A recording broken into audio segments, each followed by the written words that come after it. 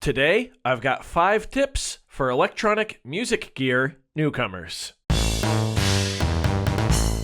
Freebeat.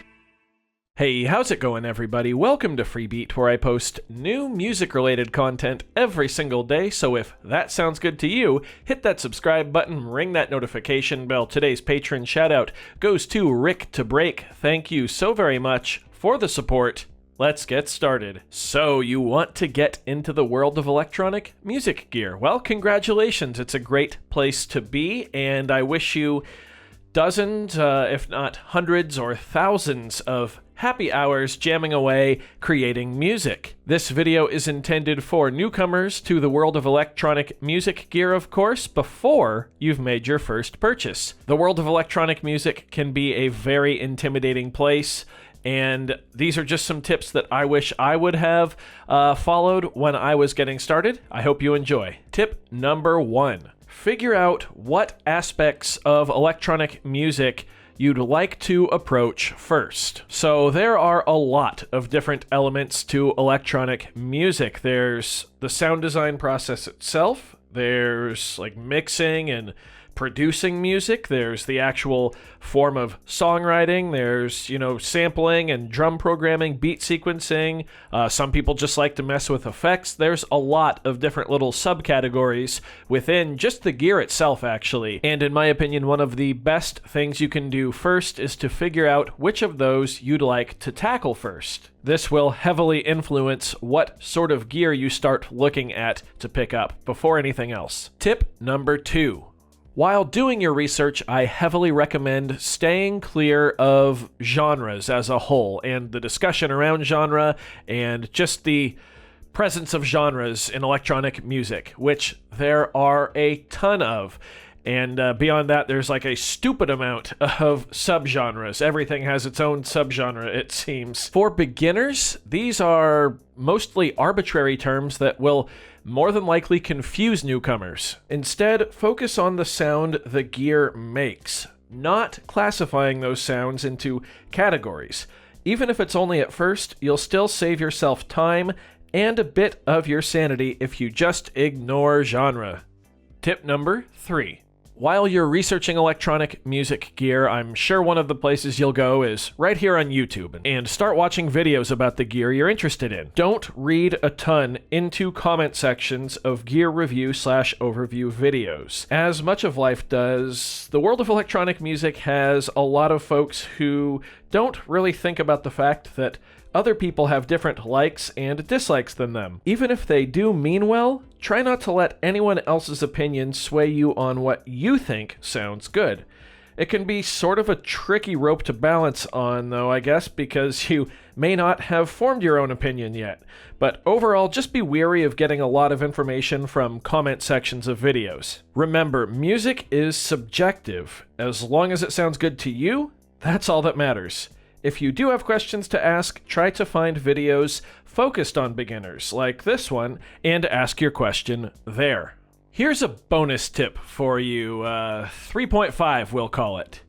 When you are starting to look at individual pieces of gear, don't necessarily make your budget first. I find, at least for me, that it's a lot more freeing if I look at the gear before I look at budget. Obviously, I'm not going to go look at a crazy expensive piece of gear that I know right off the bat is out of my budget, but if you're getting specific with it, try not to worry as much. And that's because depending on the retailer you buy at, or if you decide to buy used, which is a whole nother probably series of videos, you can get some pretty big variance in the price of the gear, and you might actually be surprised by what you can afford, especially if it's gear that's a few years old, and assuming it's not something like the OP1, you'll, like I said, be surprised. So definitely don't form your budget before you start looking.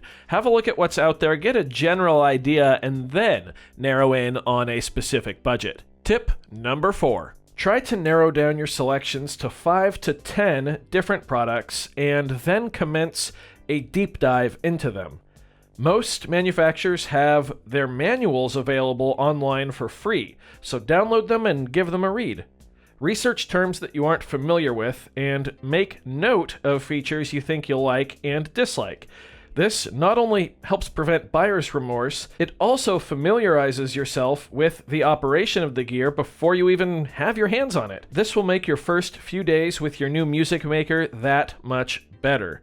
Also, try to purchase from somewhere that has a pretty decent return policy if you can. That goes a long way towards peace of mind in case you wind up not liking it. Finally, tip number 5, and actually this one extends itself way beyond beginners. I know I'm guilty of it, and I see dozens of people do this every day. Don't compare your setup to anyone else's for anything other than pure inspiration. I'll say it again, music is subjective. It's not a competition.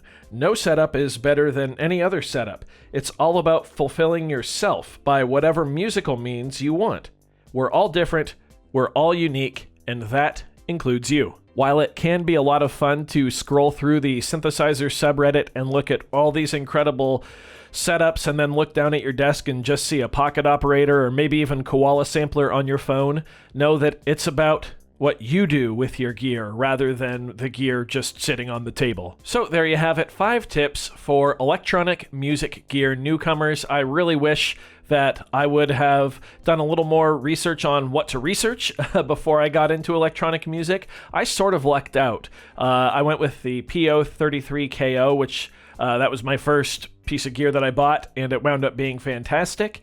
And then I got the OPZ, which I also really loved. But I was sort of purchasing blind, and I didn't really do any research before I pulled the trigger on those pieces of gear.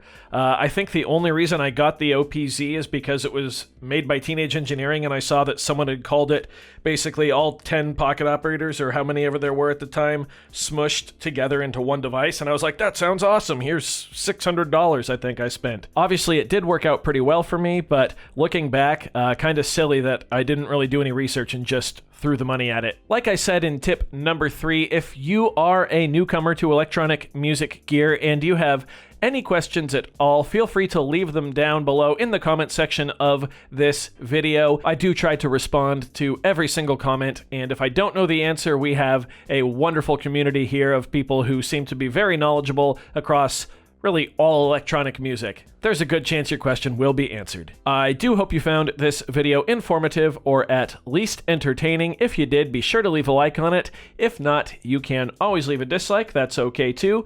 Either way, be sure to hit that subscribe button and ring that notification bell. I do post a new video every single day.